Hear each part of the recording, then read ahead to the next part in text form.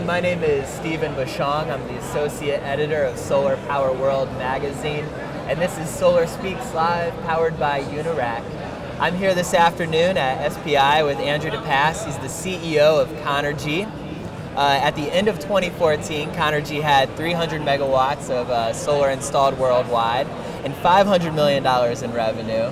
Impressive. Thank you for being here. No problem at all. I almost forgot that part. So what does Conergy have going on in the United States these days? So basically, Conergy's 300 megawatts was for 2014. Actually, we have developed and constructed over a gigawatt over the years, or about 350 projects. Wow. In the United States, which has been historically our weakest market compared to Europe or Southeast Asia, we've invested in more salespeople and increased our pipeline to about 300 megawatts. In the US this year, we will develop and construct over 100 megawatts. Okay. Recently, we closed a financing to own 28 megawatts in North Carolina. Wow. In addition, we closed a construction financing line on Tuesday for another 30 megawatts in North Carolina. Do you do more building or owning? Our strategy is project development, EPC, and O&M. So we want to control the megawatts. So we own the projects at mid or late stage development. And we tie in our EPC capability and O&M.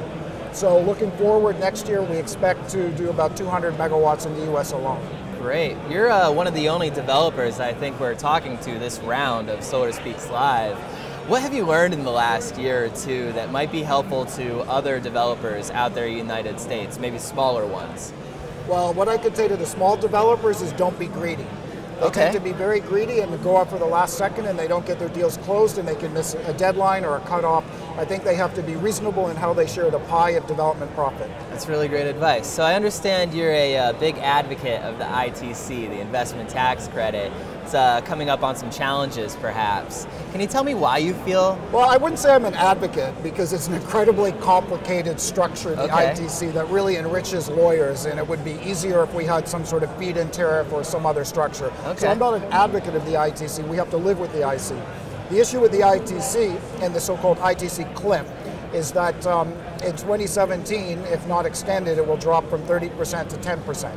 And this would be very difficult for the industry. Basically, we would have to put more equity in projects, 20 to 30% equity. We would have to push suppliers. We'd have to push our subcontractors.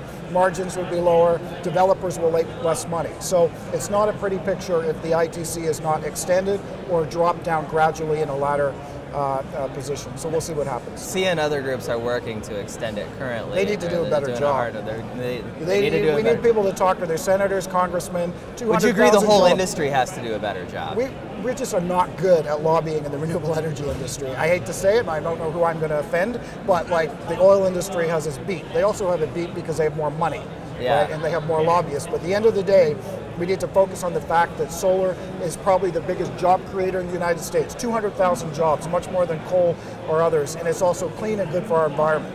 So ultimately, I think that solar is the way to go, and that I do believe after the election that regardless of parties, there'll be some sensibility not to completely get rid of the ITC. However, we need people in the industry to keep their eyes wide open and be ready, because if the subsidy is completely cut, you could be really in trouble and have issues, as we saw in the United Kingdom, where last year that was our biggest market, over 200 megawatts developed and constructed. The government's just basically slashed not only ground mount but also rooftop. So what's going on in the UK right now? Basically, we're constructing the rest of our pipeline that was grandfathered, about 60 megawatts this quarter, and then we have another probably 40 megawatts in the first quarter of 2016. We expected the UK to move to rooftop, but the government also cut the rooftop subsidy. So it can happen, even in the United States, and it depends also on the politics, which right now are very volatile and toxic. So you would suggest to installers across the country and companies to just call their legislators. That's what you would want them to do? Well, I mean, they have to call their legislators. They have to speak up. We have to continually hammer in on the jobs issue. We have to be bipartisan. We need to embrace on the Republican side people that are sensible, because they know that it's a fabulous industry for the United States. Okay. And now I've read that you think that solar companies should embrace utilities and not fight them. They sometimes get a bad rap among us. Why do you feel that way? Well, I think that the utilities have woken up to the reality that solar is not a niche little thing, but it's mainstream and here to stay. Yeah. The utilities have to decide if they want to keep their customer or if they want to be Solar City, right? And so people are in the US and in Europe are getting wiser to that, and they realize that, okay, I have this commercial industrial customer, I have a residential customer, I don't want to lose them. But they don't have the capability in solar to actually scale up and install. So that's where Conergy will come in and partner. Okay. Well, Andrew, thank you so much for spending some time with us today here at No Solar problem. Speaks Live. Great. Thanks. Thank you.